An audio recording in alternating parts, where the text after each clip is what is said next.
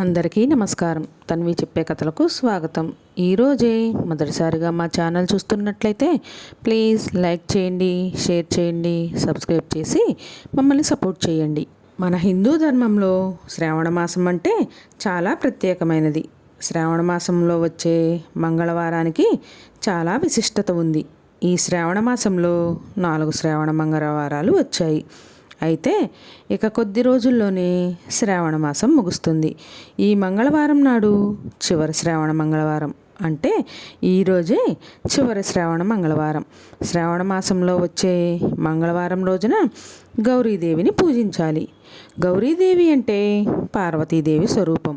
అయితే శ్రావణ మాసంలో పార్వతీదేవి అలాగే లక్ష్మీదేవి తన మెట్టినిల్లైన వైకుంఠం నుండి భూమిపైకి వచ్చి మనం చేసే పూజల్ని వీక్షిస్తూ భక్తులపై వరాల జల్లులు కురిపిస్తూ ఉంటారు.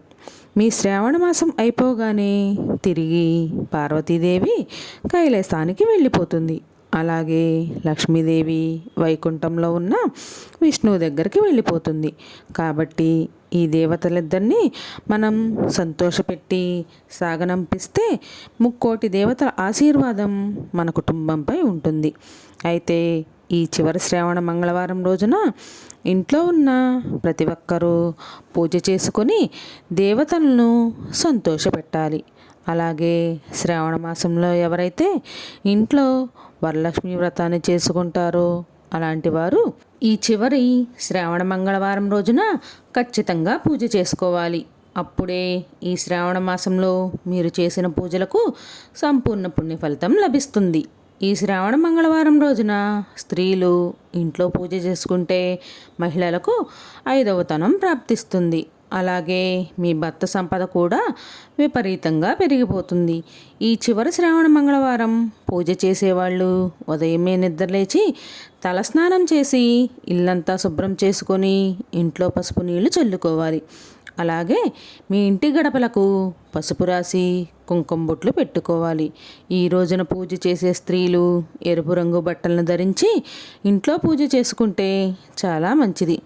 ముందుగా మీ పూజా గదిలో ఉన్న దేవుని పటాలకు గంధం బొట్లు పెట్టి పూలతో అలంకరించుకోవాలి. మీ మనసులో శివపార్వతులను తలుచుకుంటూ పూజ ప్రారంభించాలి. ఈ రోజున ముఖ్యంగా గౌరీదేవిని పూజించాలి. కాబట్టి గౌరీదేవి అమ్మవారిని స్వయంగా మనమే తయారు చేసుకోవచ్చు. ముందుగా ఒక ప్లేట్లో కొంచెం పసుపు వేసి అందులో కొన్ని పాలు పోసుకుంటూ ఒక చిన్న పసుపు ముద్దలాగా గౌరీదేవిని తయారు చేసుకోవాలి.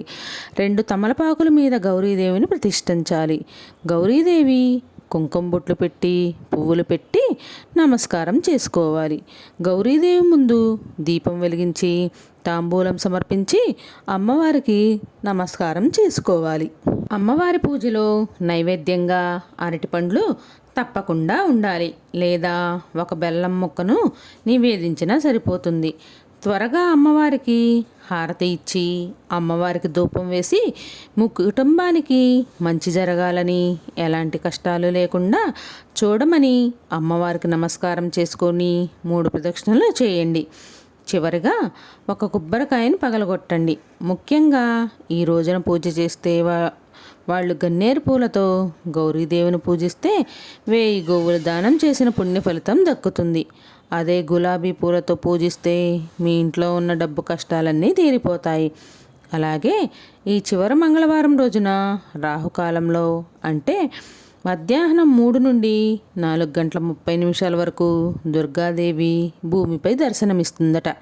కాబట్టి ఈ సమయంలో ప్రతి ఒక్కరూ దుర్గా స్తోత్రాలు పారాయణం చేస్తే దుర్గాదేవి ఆశీర్వాదం మీ ఇంటిపై ఉంటుంది. నిలబడి ఇంట్లో పూజ చేయకూడదు, చక్కగా కూర్చొని పూజ చేసుకోవాలి. పూజ చేసేటప్పుడు ముందుగా ఇల్లంతా పసుపు నీళ్లను చల్లుకోవాలి. స్త్రీలు కాళ్ళకు పసుపు రాసుకొని కుంకుమ బొట్టు పెట్టుకొని పూజ చేయాలి. శ్రావణ మంగళవారం నాడు ఉప్పు తినకూడదు. ఈ రోజున ఉప్పు తినడం వల్ల అనారోగ్య సమస్యలు వస్తాయి. అలాగే పాలతో చేసిన స్వీట్లను అస్సలు కొనకూడదు, ఇది సంపద నష్టానికి దారితీస్తుంది. అలాగే ఈ రోజున కుంకుమను కొనకూడదు. ఈ రోజున కుంకుమను కొంటే మీ వైవాహిక జీవితంలో సమస్యలు వస్తాయి. ఎవరైనా అప్పుల భారంలో ఇబ్బంది పడుతున్నా, చేసిన అప్పులు తీర్చలేకపోతున్నా ఈ మంగళవారం సాయంత్రం సమయంలో హనుమంతుడి పటం ముందు ఒక నెయ్యి దీపం వెలిగించి మంగళ స్తోత్రాన్ని పఠిస్తే మీ ఆర్థిక సమస్యలన్నీ వెంటనే తీరిపోతాయి. అలాగే ఈ రోజున ఎవరికీ అప్పు ఇవ్వకూడదు. కానీ ఈ మంగళవారం రోజున మీరు తీసుకున్న అప్పుని ఎంతో కొంత తీరిస్తే మీరు జీవితంలో అప్పు చేయాల్సిన అవసరం ఉండదు. తొందరలోనే మీరు తీసుకున్న అప్పులన్నీ తీరిపోతాయి. అలాగే ఈ శ్రావణ మంగళవారం రోజున మీ ఇంటి ముందు గుమ్మడికాయను కట్టుకోండి. గుమ్మడికాయ అంటేనే లక్ష్మీ స్వరూపం కాబట్టి ఈ రోజున గుమ్మడికాయను కట్టుకుంటే మాత్రం మీ ఇంటికి బాగా కలిసి వస్తుంది. ఇక మీ ఇంట్లో డబ్బు కష్టాలే ఉండవు. ఈ రోజున ముఖ్యంగా తులసి చెట్టు దగ్గర దీపం వెలిగిస్తే మీ ఇంటికి అఖండ రాజయోగం వరిస్తుంది. ఈ రోజున పూజ చేసేవాళ్ళు మీరు తినే ఆహారంలో ఉల్లిపాయ లేకుండా చూసుకోవాలి. ఈ శ్రావణ మంగళవారం నాడు మీ బ్యాంకు అకౌంట్లో ఎంతో కొంత డబ్బులు వేసుకుంటే చాలా మంచిది. ఇలా వేయడం వల్ల డబ్బు పరంగా మీకు బాగా కలిసి వస్తుంది. మంగళవారం రోజున హెయిర్ కట్ చేసుకోవడం, షేవింగ్ లాంటి పనులు చేయకూడదు. మంగళవారం గోర్లు కత్తిరించడం కూడా నిషేధం. మన హిందూ ధర్మశాస్త్రంలో ప్రతి స్త్రీ సుమంగళగా ఉండాలని కోరుకుంటుంది. తన భర్త నిండు నీరేళ్ళు అనారోగ్య సమస్యలు లేకుండా బాగా డబ్బు సంపాదిస్తూ సుఖ సంతోషాలతో ఉండాలని ప్రతి ఇల్లాలు కోరుకుంటుంది. కాబట్టి ఈ శ్రావణ మంగళవారం రోజున మీ పూజ గదిలో ఉన్న లక్ష్మీదేవి పటం ముందు ఒక తమలపాకును పెట్టి ఈ తమలపాకు మీద 2 యాలకులు, ఒక చిన్న బెల్లం ముక్క పెట్టి లక్ష్మీదేవిని నమస్కారం చేసుకుంటే స్త్రీలకు సుమంగళి ప్రాప్తి లభిస్తుంది. మన హిందూ ధర్మంలో ఉప్పు అంటేనే లక్ష్మీదేవి స్వరూపం. కాబట్టి ఈ చివరి శ్రావణ మంగళవారం రోజున ఒక గిన్నెలో కళ్ళుప్పును పోసి మీ పూజ గదిలో పెట్టండి. ఇలా పెడితే చాలు, లక్ష్మీదేవి ఎక్కడున్నా సరే వెంటనే మీ ఇంట్లోకి అడుగు పెడుతుందట. తర్వాత రోజున అనగా బుధవారం నాడు పూజ గదిలో ఉన్న మీ ఉప్పును తీసేసి ఏదైనా చెట్టు దగ్గర పడివేయండి. అలాగే ఈ రోజున ఒక చిన్న కాగితంలో కళ్ళుప్పును కట్టి మీ పర్సులో పెట్టుకోండి.